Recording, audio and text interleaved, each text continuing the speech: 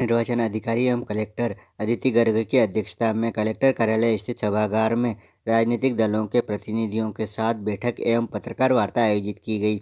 बैठक में भारत निर्वाचन आयोग द्वारा घोषित विशेष गहन पुनरीक्षण कार्यक्रम स्पेशल इंटेंसिव रिवीजन SIR 2026 के दिशा निर्देशों की विस्तृत जानकारी दी गई।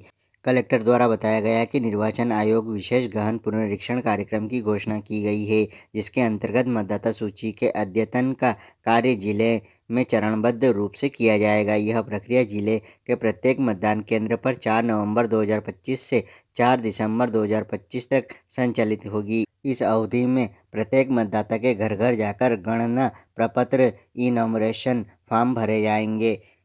गणना प्रपत्र भरते समय मतदाताओं से किसी अन्य दस्तावेज की आवश्यकता नहीं होगी। प्रत्येक गणना प्रभारी EPS को मतदाताओं से सीधे जानकारी प्राप्त कर डेटा संकलित करने के निर्देश दिए गए हैं। इसके उपरांत मतदाता सूची के मसौदे का प्रकाशन 9 दिसंबर 2025 को किया जाएगा। दावे एवं आपत्तियां 9 दिसंबर 2025 से 8 जनवरी 2026 तक आमंत्रित की जाएगी। सभी दावे एवं आपत्तियों का निराकरण 31 जनवरी 2026 तक किया जाएगा तथा मतदाता सूची का अंतिम प्रकाशन 7 फरवरी 2026 को किया जाएगा। निर्वाचन आयोग की गाइडलाइन के अनुसार प्रत्येक मतदाता के घर पर BLO द्वारा कम से कम 3 बार संपर्क किया जाएगा ताकि कोई भी पात्र व्यक्ति मतदाता सूची से वंचित न रह जाए।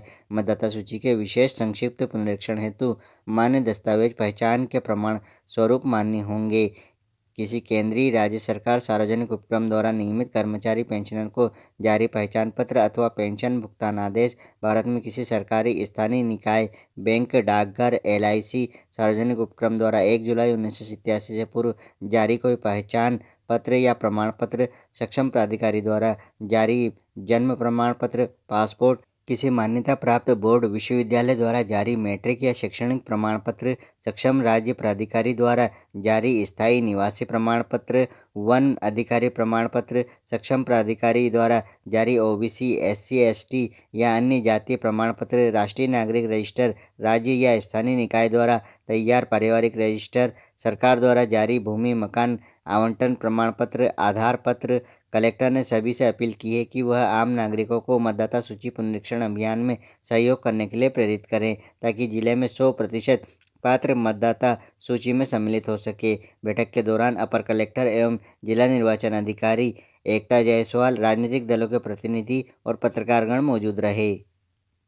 SIR का उद्देश्य ये है कि जो वोटर है उस तक एक बार ये फॉर्म भी चला जाए, एन्यूमरेशन फॉर्म जिसे हम लोग कह रहे हैं, जिसमें वोटर आके अपना इन्फॉर्मेशन चेक भी कर सकते हैं, चेंज भी करा सकते हैं, उसको सुधार करना है वो भी कर सकते हैं।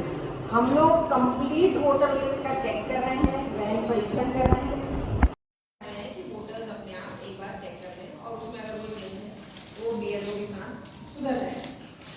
इसके बाद एक हम लोग की टेबल टॉप कंट्रोल एक्सरसाइज होगी जिसमें हम लोग ये मिलान करेंगे इसको। उसके बाद एक पीरियड आता है जिसमें दावे आपत्ति हम लोग दर्ज करते हैं, तो वो 9/12 से लेकर के अगले साल के 8 जनवरी तक का समय रहेगा। नोटिस फेज उसके बाद मतदाताओं की संख्या जो है वो लगभग सभी विधानसभाओं में ऑलमोस्ट सेम है। कुल मिला के जिले में आते हैं करीब 10 लाख मतदाता। ये इंफॉर्मेशन आप शेयर करिएगा हम लोग। मंदसौर जो विधानसभा है उसमें 279, मल्हारगढ़ में 281, सुहासरा में 305, गरोड़ में 271 मतदान केंद्र हैं।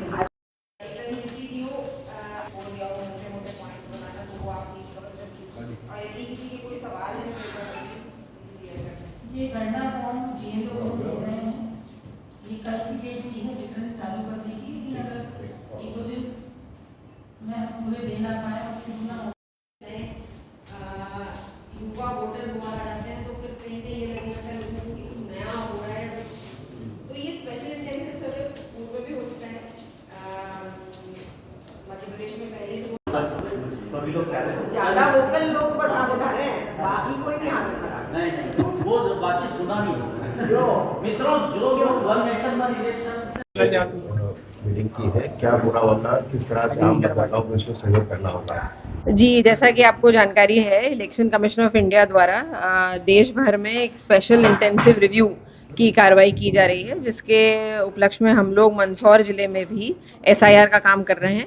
इसमें विभिन्न चरणों में काम किया जाएगा, जिसमें प्रथम चरण की बात हो रही है जो कि कल से चालू होने वाला है। इसमें एन्यूमरेशन फॉर्म मतलब कि गणना पत्रक भराए जा रहे हैं और इन गणना पत्रकों में सारी जानकारी बीएलओ के माध्यम से अपडेट की जाएगी। इसका मुख्य उद्देश्य है कि इलेक्टोरल रोल को पूर्ण रूप से सही और अपडेट करके रखा जाए, क्योंकि ये लंबी प्रक्रिया है, अलग अलग चरणों में की जा रही है। तो उसी संबंध में आज एक प्रेस कॉन्फ्रेंस रखी गई थी, जिसमें डिटेल्ड रूप से इन्हीं चरणों के बारे में चर्चा की गई।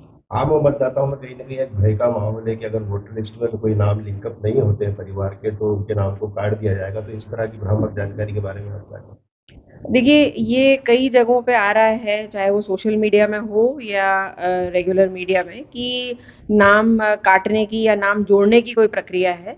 ये जैसा कि नाम अपने आप में सजेस्ट करता है, एक इंटेंसिव रिव्यू है कि नाम जो मतदाता सूची में अभी जुड़े हुए हैं उनकी जांच है ये, और यदि उनके परिवारों और उनके सदस्य में किसी का नाम नहीं जुड़ा हुआ है तो उनको एक मतदान केंद्र पे लिंक करने की एक्सरसाइज है। इसको डिटेल में हम लोग इसलिए कर रहे हैं ताकि जो मतदाता छूट गए हैं या जिन मतदाताओं का नाम अन्य मतदान सूची पे होना चाहिए, मतदान केंद्रों पे होना चाहिए, उनका नाम सही मतदान केंद्र पर पहुंच जाए। कुछ आपने एक तथ्य बताया था कि जो पोलिंग सेंटर्स है उनकी संख्या को भी कम किया जा रहा है उसको किस तरह? पोलिंग सेंटर्स की संख्या मेरे अनुमान से बढ़ सकती है। जी। जो नए एरियाज हैं, हाँ, नए मतदाता जो जुड़े हुए हैं उनके कारण पोलिंग सेंटर्स की संख्या बढ़ सकती है।